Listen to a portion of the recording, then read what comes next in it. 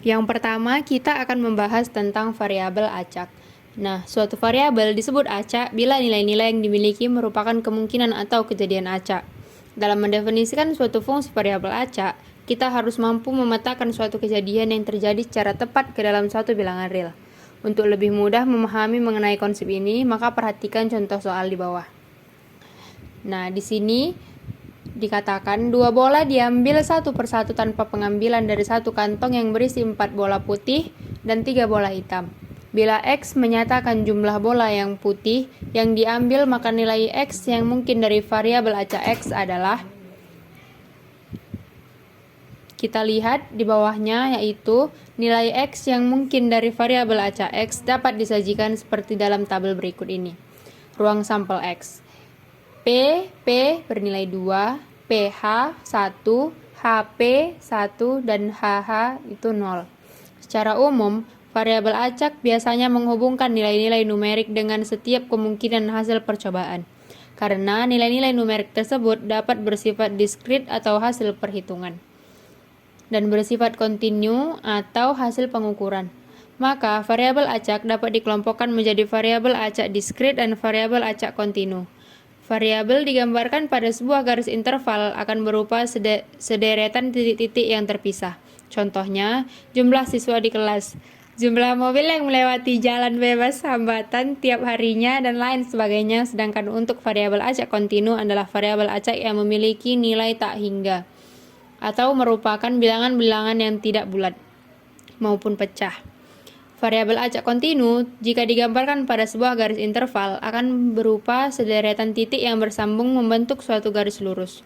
Contohnya, jumlah air yang keluar dari sebuah selang air, jumlah oksigen di udara, dan sebagainya. Nah, yang selanjutnya itu distribusi peluang diskrit. Apa sih definisinya? Definisinya yaitu variabel kontinu didapat dari perhitungan bukan pecacahan, sedangkan variabel diskrit didapat dari pencacahan. Ciri pembeda utama antara keduanya adalah nilai variabel diskrit berupa bilangan bulat, sedangkan kontinu itu bilangan real. Contoh variabel kontinu adalah tinggi badan yang berupa sentimeter, berat badan yang berupa kilogram, dan waktu tempuh yaitu menit. Sedangkan contoh dari variabel diskrit adalah total penduduk, banyaknya pengunjung, dan total buah. Berikut merupakan jenis-jenis yang termasuk dalam distribusi peluang kontinu.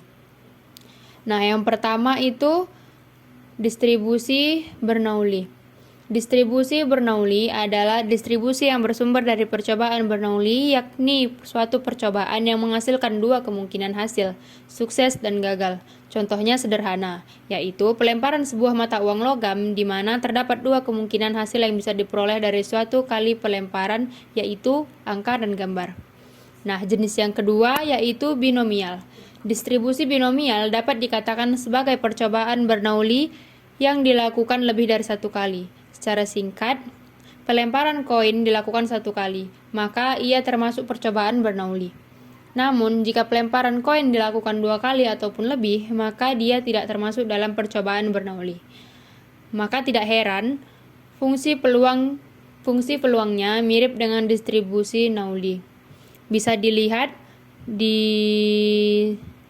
gambar ini. K itu sama dengan banyaknya tindakan sukses, N sama dengan banyaknya tindakan sukses dan gagal, dan P merupakan peluang sukses.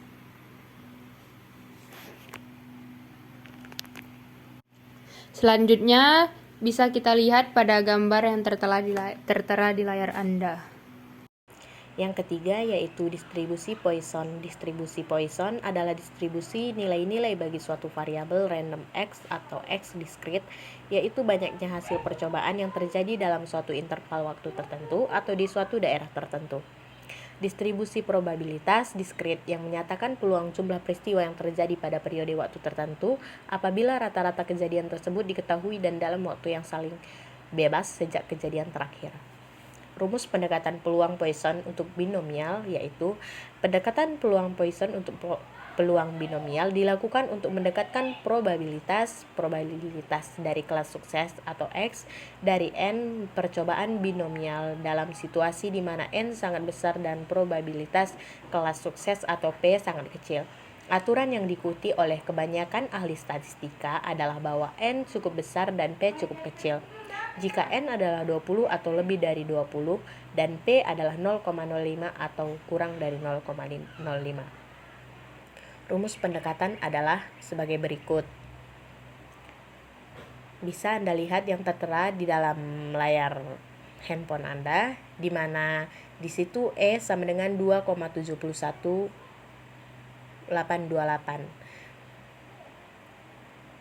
V, rata-rata keberhasilan atau rumusnya itu bisa didapatkan dari N dikali P. X, yaitu banyaknya unsur berhasil dalam sampel. N, jumlah ukuran populasi. P, probabilitas kelas sukses. Selanjutnya yaitu kita ke contoh soal. Di situ ada contoh soal 200 penumpang telah memesan tiket untuk sebuah penerbangan luar negeri. Jika probabilitas penumpang yang telah mempunyai tiket tidak akan datang adalah 0,01, maka berapakah peluang dari 3 orang yang tidak datang? Di situ kita masukkan rumus yang tadi, yang P sama dengan X kali V sama dengan E sama dikurang V kali VX, X faktorial. Di sini kita masukkan angka-angkanya, dan dari situ kita dapat jawabannya yaitu 0,1804 atau bisa kita sederhanakan menjadi 18,04%. Yang selanjutnya yaitu rumus proses Poisson. Contoh soal rumus Poisson adalah bisa Anda lihat di layar handphone Anda, yaitu 200 penumpang telah memesan tiket untuk sebuah penerbangan luar negeri.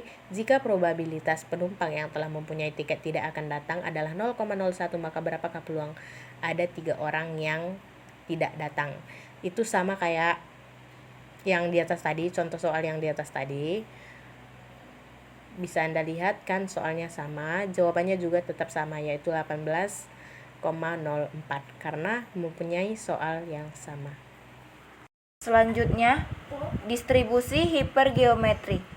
Distribusi ini menyatakan peluang terjadinya K sukses yang terambil dari N pengambilan dari populasi berukuran N di mana ada K sukses di dalam populasi tersebut.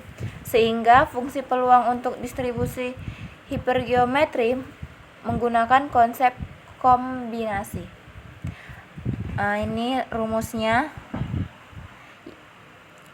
P K sama dengan KN kurang K KN kurang K per N.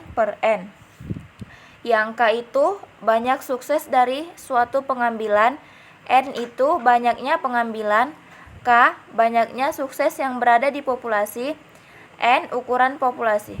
Contoh kasus adalah di suatu forum beranggota 28 orang yang diantaranya terdapat 10 programmer, 8 marketer, dan 7 desainer, dan 3 untuk kepentingan lomba.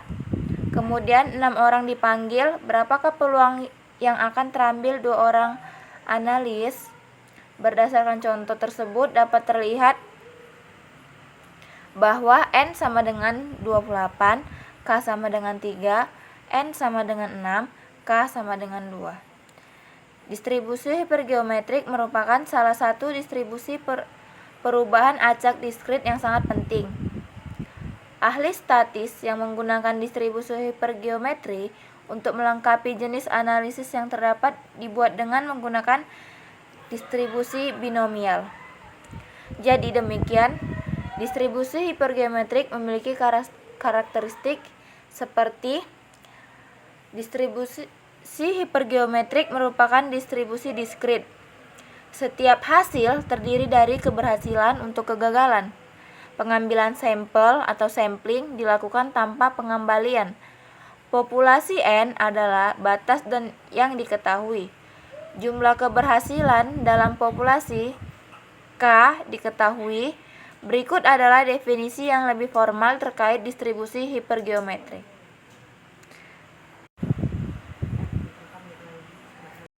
Berikut ini adalah definisi yang telah formal terkait distribusi hipergeometrik.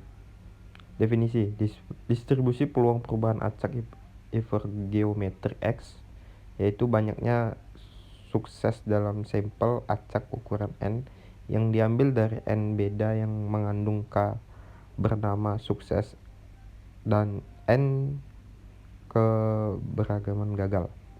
H, ini rumusnya, H X dalam kurung N X N K sama dengan X per X dalam kurung lagi N dikurang K per N per X per N dalam kurung N.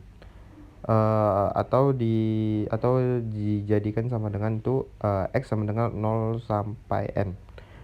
Contoh satu itu dalam suatu gudang terdapat 60 dus obat-obatan di mana diketahui 10 bus diantara rusak. Dari gudang tersebut diambil sebanyak 15 dus secara acak, ya diambil secara acak. Yang ditanya itu adalah peluang terdapat 12 dus yang baik. Kedua itu ada peluang paling sedikit terdapat 10 dus yang baik. Yang ketiga itu adalah peluang paling banyak terdapat 9 dus yang rusak. Dan yang terakhir itu adalah peluang terdapatnya antara 5 sampai 10 dus yang baik. Di situ ada penyelesaiannya, yaitu diketahui bahwa N sama dengan 60, itu jumlah dusnya, K sama dengan 50 dan N sama dengan 15. Dengan demikian kita peroleh menjadi penyelesaiannya itu adalah A. Yang pertama itu 4 dalam kurung X sama dengan 12 itu sama dengan masukannya ya 50 dalam kurung tuh di bawah 12, 10, 15 dikurang, diganti aja X nya itu dengan 12 per 60 dalam kurung di bawah itu 15. Jadi dibagikan semua hasilnya 0,273. Yang B itu 4 dalam kurung X lebih besar dari 10, jumlah 50 X 10 dalam kurung 15 kurang X per 60 dalam kurung 15, jumlah X lebih kecil dari 10 sampai 15. Jadi hasilnya itu ubah saja X nya itu yang lebih kecil daripada 10. Jadi kita masukkan rumusnya, jawabannya sama dengan itu 0,0487 ditambah 0,1475 ditambah 0,2739 tambah 0,3002 tambah 0,1763 ditambah 0,0423 sama dengan 0,9889. Oke, yang ke C itu lanjut 4. Yang C yaitu V dalam kurung X lebih kecil daripada 9. Yang B tadi maksudnya itu lebih besar. Jumlah 50 X dalam kurung 10 15 kurang X per 60 15. Jumlah X mulai dari 0 sampai 9. Masukkan saja rumusnya. 1 dikurang 4 dalam kurung X sama dengan 10. Jawabannya sama dengan 0,99. Yang ke D, 4 5 lebih kecil lebih kecil daripada 10, lebih besar daripada 5, sama dengan jumlah 50 kurang 50 X 10 per 15 min X per 60 per 15. X mulai dari 6 sampai 9. Jawabannya itu 0,00112. Baik, selanjutnya kita masuk kepada materi distribusi hipergeometrik peubah ganda. Bila N besar, benda dapat dikelompokkan dalam K sel A1, A2, titik-titik AK masing-masing berisi A1, A2, titik-titik AK benda. Maka distribusi peluang peubah acak X1, X2, titik-titik XK yang menyatakan banyaknya benda atau anggota yang terambil dari A1, A2, titik-titik AK dalam suatu sampel acak ukuran N kecil ialah sebagai gambar berikut ini. F dalam kurung X1 ditambah X1, X2, titik-titik XK dibagi A1, A2, titik-titik AK, N besar, N kecil sama dengan A1, X1, A2, X2 ditambah titik-titik ditambah AK, XK per N besar, N kecil. Dengan kata lain, K sigma I sama dengan 1, XI sama dengan N kecil, dan K sigma I sama dengan 1, AI sama dengan N besar. Rataan dan varians distribusi hipergeometrik. Rataan dan variasi distribusi hipergeometrik ini H dalam kurung X, N besar, N kecil, K adalah mikro sama dengan NK per N besar. Dan N dikurang K, NK per N besar dikurang 1 N besar dalam kurung 1 dikurang K per N besar. Yang kelima yaitu distribusi binomial negatif. Apa sih distribusi binomial negatif ini? Sama-sama kita lihat di layar, yaitu banyaknya usaha yang dilakukan sampai didapatkan K sukses. Sama halnya dengan percobaan Bernoulli yang dilakukan berulang kali sampai didapatkan K sukses. Contohnya adalah sebagai berikut: banyaknya bohlam yang harus diperiksa sampai ditemukan 5 buah bohlam mati atau K sama dengan 5. Fungsi peluangnya adalah kita sama-sama kita tengok di gambar berikut, ada P dalam kurung XKP sama dengan X dikurang 1, K dikurang 1. P pangkat K atau dalam kurung 1 dikurang P pangkat KX kurang K, di mana X sama dengan K, K tambah 1, K ditambah 2 selanjutnya. P itu disebut sebagai peluang sukses, sedangkan K banyaknya sukses, X-nya dikatakan sebagai banyaknya tindakan atau percobaan. Mean dari distribusi binomial negatif adalah X sama dengan K per P.